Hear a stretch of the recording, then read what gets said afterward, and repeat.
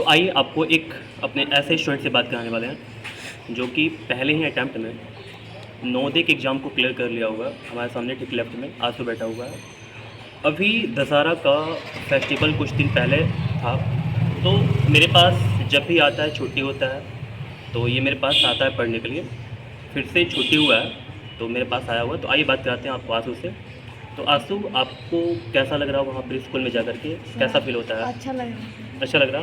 आप जोर से बिल्कुल बोलेंगे, ठीक है? मैं आपको बता दूँ, ये काफ़ी लड़का शर्मीला है, तो काफ़ी बिल्कुल शर्म करता है, तो ऐसा कोई दिक्कत नहीं है, शर्म नहीं करना चाहिए बिल्कुल, ठीक है ना? तो चलिए, तो आपने कैसे कैसे एग्ज़ाम को क्वालिफाई किया, आप थोड़ा बताएंगे मुझे? आपने कितने घंटे पढ़ा? सर 4 से 5 घंटे। 4 से 5 घंटा आपने पढ़ाई किया हुआ है। और मैंने आपको कितने बुक्स को पढ़ाया हुआ है? 5 से 6।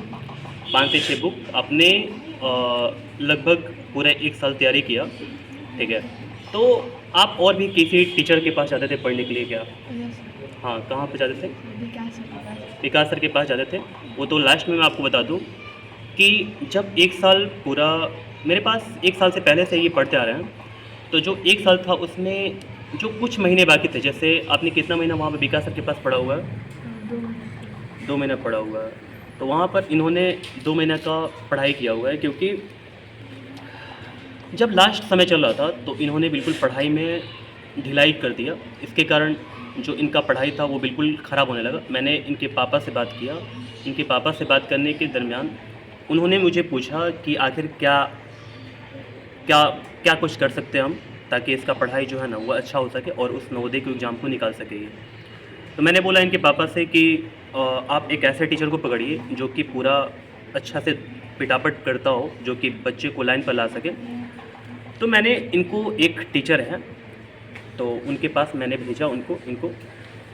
वहाँ पर जाने के बाद इनको अच्छे से बिल्कुल वो टीचर ने पढ़ाया, और आज ये 2 महीना पढ़ाएँ वो लास्ट में, और मैंने पूरे कंप्लीट कराया था तैयारी इनको।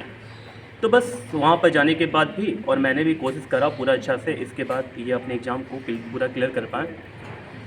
तो आप बताइए, वहाँ पर आपको मतलब पहले स्टार्टिंग में याद आता होगा आपको एग्ज़ाम में जाने के बाद, वहाँ पर स्कूल में जाने के बाद आपको याद आता था, ठीक है ना, पापा मम्मी का? तो याद करते हैं तो क्या होता है, आप कैसे उसको मैनेज कर पाते हैं?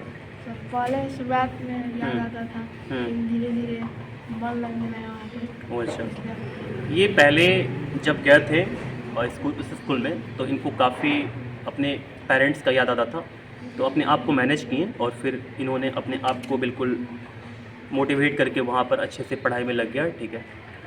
तो मैं आपको एक पहले की कहानी बता रहा हूँ। जैसे स्टार्टिंग में ये मेरे पास आए थे, काफ़ी दिनों से मेरे पास पढ़ रही है। तो जब आए थे, इनके पेरेंट्स से मेरे से बात किया और बोला कि सर, ये मेरा बच्चा जो है वो पढ़ता है ट्यूशन में, और इसको आकर टीचर होम ट्यूशन में पढ़ाते हैं, लेकिन वो उतना अच्छा नहीं कर पा रहे हैं, हमारे मुताबिक वो काम को नहीं कर पा रहे हैं।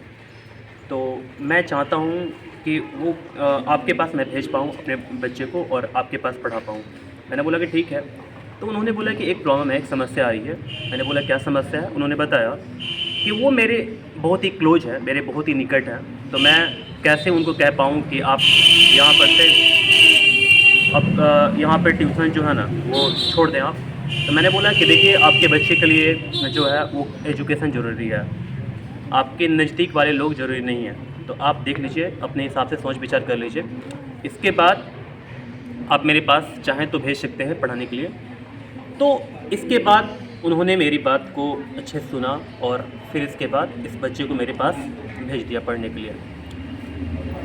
तो आंसू, आप मेरे पास कितने घंटे का कोचिंग करते थे यहाँ पर आकर के? 1-2 घंटे। 1-2 घंटे का मैं कोचिंग चलाता था। कभी अगर समय में जो मिलता था तो मैं इस बच्चे को थोड़ा समय दे करके, काफ़ी ज़्यादा समय दे करके भी पढ़ा देता था कभी कभार। तो आपको मेरी पढ़ाई तो बिल्कुल अच्छी लगी होगी आपको, ठीक है, अच्छी लगी हुई है। ये बच्चा मेरे लिए पहला बच्चा है जो कि मैंने इसके एग्ज़ाम को क्लियर कराया हुआ है।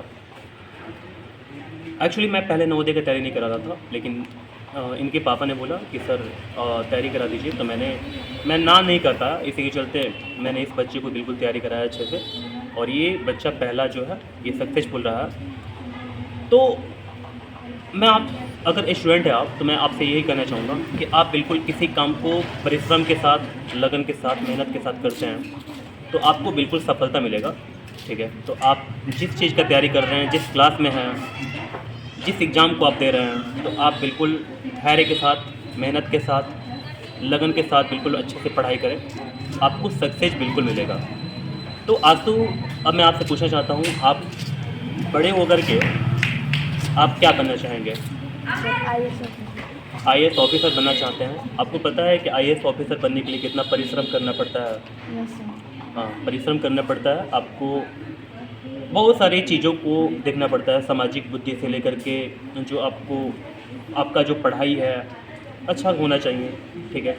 तो आप उस एग्ज़ाम को आईएएस ऑफिसर आप बनना चाहते हैं, आखिर क्यों आप बनना चाहते हैं, आप बताएंगे थोड़ा? ये सब से जनता के जनता की सेवा करना चाहते हैं आप, और तो जनता की सेवा आप करना चाहेंगे, लेकिन आप मुझे ये बताएं पहले कि क्या इसी जॉब को लेकर के आप जनता की सेवा कर सकते हैं क्या? कोई और जॉब लेकर के या और भी कुछ काम करके आप जनता की सेवा कर सकते हैं? आर्मी हो सकता है, आर्मी भी जनता की सेवा की जाता है ना, लोगों की सेवा करते हैं, डॉक्टर बन करके, इंजीनियर बन करके, लेकिन आप आईएएस ऑफिसर ही बन करके देश की सेवा क्यों करना चाहते हैं? सर, क्योंकि कोई मतलब देखते हैं कोई लोग तो तुमसे मोटिवेशन मिलता है। अच्छा, कुछ लोगों को देख करके आपको मोटिवेशन मिलता है। अच्छा, मतलब आपको आईएएस ही बन करके आप लोगों को अच्छा सेवा करना चाहते हैं, क्योंकि आपको मोटिवेशन इस चीज़ में मिलता है आईएएस बन करके। आपने किसी को देखा हुआ है क्या आईएएस बन करके कुछ काम करते हुए? यस। अच्छा, आपने देखा हुआ है किसी ना किसी को आईएएस बन करके अपने काम को करते हुए, ठीक है, उनसे प्रेरणा आपको मिली हुई है, और उसी को देख करके तो आप उसके काबिल बनना चाहते हैं, आईएएस ऑफिसर आप बनना चाहते हैं ना? यस। चलिए ठीक है, मेरी शुभकामनाएं आपके साथ है।